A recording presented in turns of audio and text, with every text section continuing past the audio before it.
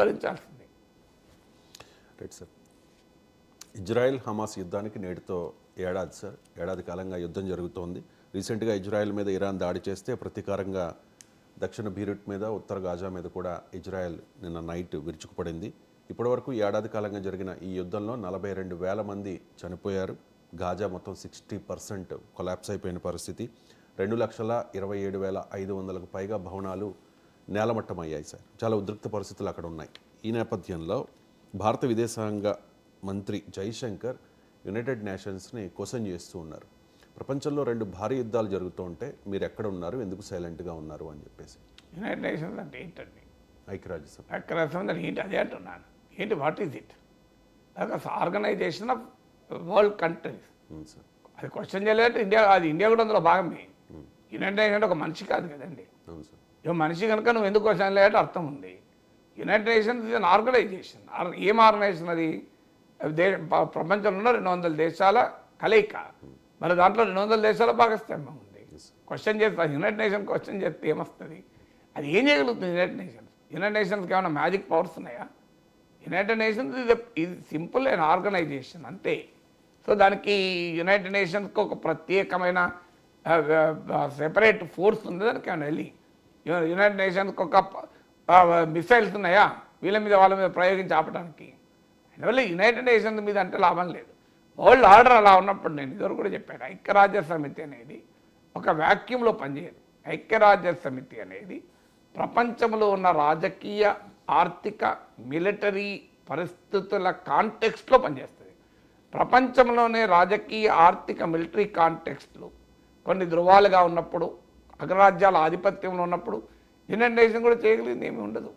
ఎందుకంటే యునైటెడ్ నేషన్స్ను విమర్శిస్తే ఉపయోగం ఏం లేదు. వరల్డ్ ఆర్డర్ను క్వశ్చన్ చేయాలి.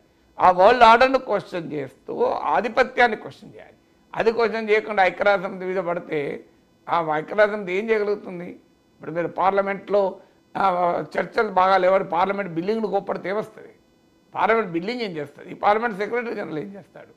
సభ్యులు మారకపోతే మీరు ఏమండి పార్లమెంట్ సరిగా ఏం ఎలా నడుస్తుంది అని సెక్రటరీ జనరల్ మీద పడ్డాం అనుకోండి, ఆయన ఏం చేస్తారు? పార్లమెంట్ సెక్రటరీ జనరల్ ఎంపీలే చెప్తాడు, సార్ మీరు వీళ్ళు ఎలా ఉండకూడదు సార్, ఇది పద్ధతి కాదని చెప్పగలుగుతారు, రూల్స్ ఇది కాదంటాడు.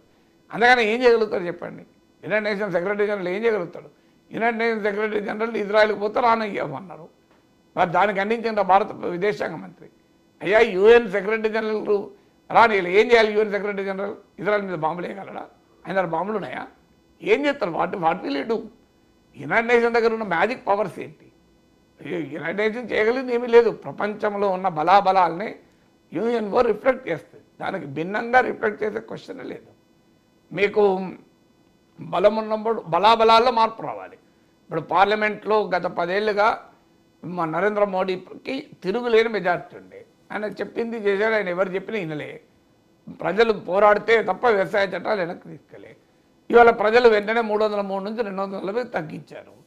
ఏం జరుగుతుందో చూస్తున్నాం కదా. దాని మీద U turn, lateral entry U turn, capital gains tax U turn, ఇలా ప్రతి దానిపైన యూటర్న్ తీసుకుంటున్నారు లేదా? మీకు ఒక చర్య ప్రకటించడం మళ్ళీ వెంటనే దాన్ని వెనక్కి తీసుకోవడం. ఇప్పుడు అగ్నివీర్ మీద రేపో మాపో యూటర్న్, ఇలా అనేక అంశాలపైన వెనక్కి వెళ్తున్నారు కదా. మీకు వర్క్ అమెండ్మెంట్ యాక్ట్ మీద సెలెక్ట్ కమిటీకి పంపించడం, జేపీసీకి అంగీకరించడం. అంతకుముందు ఎప్పుడైనా అంగీకరించారు చరిత్రలో? అంటే ఏంటి? ఎందుకు మరి మారాడు? మోడీ మారలే, ప్రజలు మార్చారు. ప్రజలు 240 సీట్లు ఇచ్చే వరకు అనివార్యంగా బలాబలాల్లో మార్పు వచ్చింది కనుక, బలాబలాల్లో మార్పు వచ్చిన తర్వాత మీకు మీడియాల దూరంలో, మీడియా ఈవెన్ న్యాయ వ్యవస్థ తీర్పుల్లో కూడా మీకు మార్పు కనబడుతుంది. ఎందుకంటే ఓవరాల్ కాంటెక్స్ట్ చేంజ్ అయినప్పుడు వ్యవస్థలో మార్పులు కనబడతాయి. అందువల్ల పార్లమెంట్లో బలాబలాలను మార్పు వస్తే విధానాల్లో ఎన్ని రకాల మార్పు వస్తున్నాయో మనం చూస్తున్నాం. ప్రతిపక్షాలు అభ్యంతరం చెప్తే వెనక్కు ప్రధానమంత్రి తీసుకుంటున్న సందర్భాలు చూస్తున్నాం. వాట్ ఈస్ ద డిఫరెన్స్ ఏం లేదు. బలాబలాల్లో మార్పు, అది కూడా ప్రపంచంలో కూడా అంతే. బలాబలాల్లో మార్పు వస్తే యునైటెడ్ నేషన్స్ మార్పు వస్తుంది. కానీ యూఎన్ ఏం చేస్తుంది అంటే దానికి చేయగలిగింది యూఎన్ చేసేది ఏముంటుంది? Right sir.